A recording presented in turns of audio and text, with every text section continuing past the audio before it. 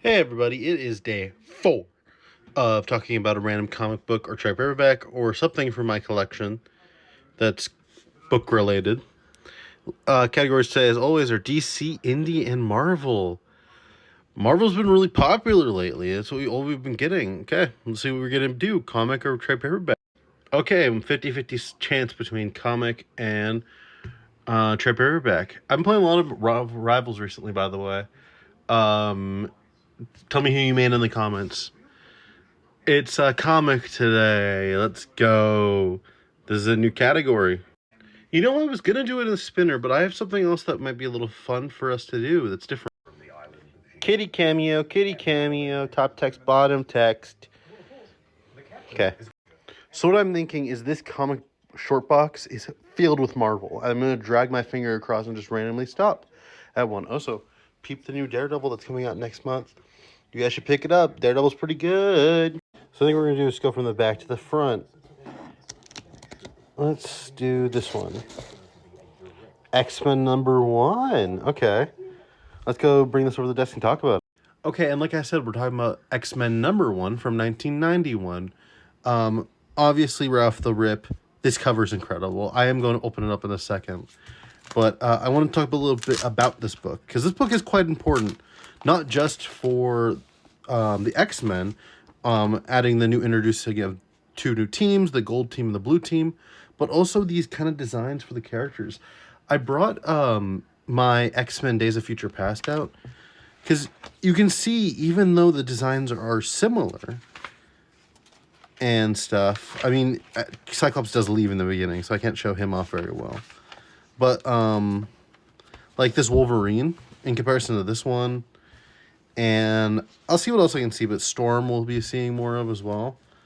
But I just want to give this as comparison, because this art style, popularized by Jim Lee, was really influential in the 90s. It really shaped what comics were for that decade and what they are today, and setting some of the groundwork for some of the art we have. So off rip, this comic, you get a really full page spread, and this is so cool.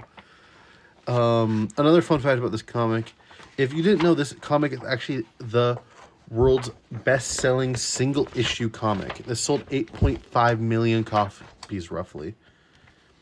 And Marvel did, like they did with Spider-Man, make multiple versions of this. You also get a full spread of the team, Mr. Strong, right there. I think that these guys are from Alpha Flight, Rogue, Cannonball, Cable, Scott. I think that's Jean. Storm. I'm gonna stop before I get one wrong. But you also get, like I said, with the art from the 90s, you get this kind of weird happy mix between, like, there's a lot of Jack Kirby influence here. I just try to see if there's a book I could pull up to show you guys. But look at this. I am Magneto. God, I love the X-Men with a burning passion.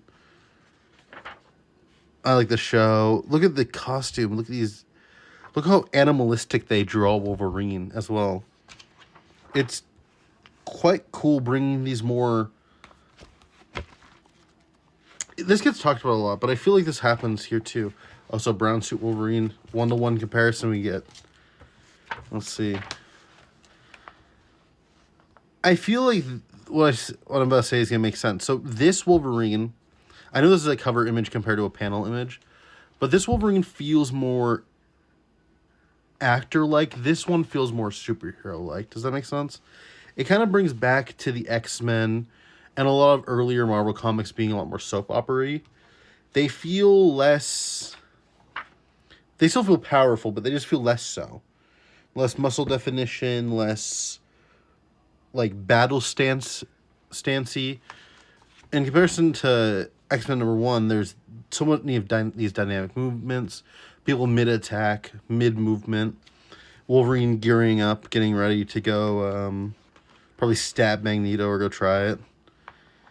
It really looking at it side by side, it really you really see how different comics were, the panel layout, going from this more strict panel styling to something like this, where you could have little stuff up here, to being thicker lines or using layering effects from the panels. This comic I could make a whole video on, which I guess I am, but I could make a whole long video on analyzing just this one and how influential it is for the X-Men. If you guys do want to see that, I could make a long-form content channel. I have a YouTube channel already. Go check it out. I am Newbie on the Red app. I guess I'm not allowed to say YouTube, but I'm not afraid. What are they gonna do? Take away my 30 subscribers? Anyway, I will see you guys later tomorrow for the new one. Yeah, I guess that's it. If you want to see a character comment, I could try to make it work. I'm on the hunt for a Scarlet Witch comic right now, so I could talk about her specifically, not do a copy out thing and talk about like House of M or whatever. So yeah, bye-bye everyone.